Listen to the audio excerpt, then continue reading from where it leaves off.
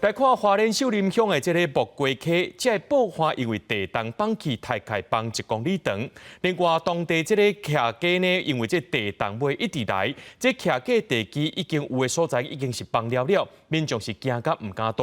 而且这地动了后呢，放落来石头，甲这木瓜溪塌掉咧，出现一个潭仔，唔知这个潭仔当时会放弃，呼吁民众呢唔通去到木瓜溪水尾活动。 对空翕的画面，内当看到山边是规片拢放落，原本青色的边坡，即马变做桃色，和正正是强烈对比。这是花莲秀林乡文南村木瓜溪边仔的爆花，对仁寿桥南边一路到丰庆山庄，拢有放山的情形。几啊间民家厝正挖放弃的所在，地基看起来要冲甲无啊！居民讲，逐工敢若困伫崖壁的边仔，无法度安心。哇这个就直接贴在墙壁边了呢。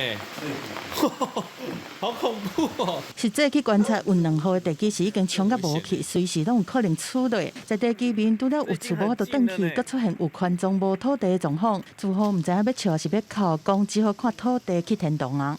不睡觉了，不敢睡觉。对。会不会希望说政府赶快帮你们？对，是希望。啊，这个已经接近你们的地基这边呢，哈。 有权状是没有土地怎么办？就不见了。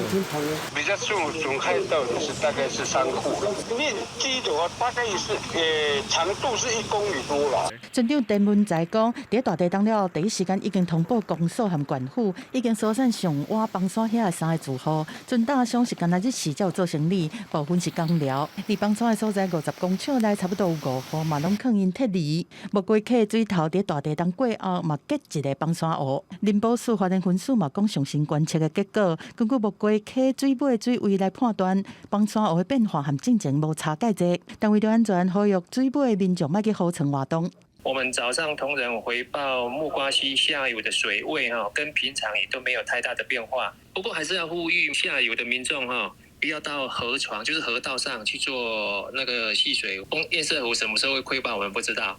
内碧水嘛进一步讲，当在评估当地电力和网络信号的状况，那会使会来装 CCTV 的监视器，卖定期用空翕机，还是用卫星的影像，随时来监控放山湖变化的情形。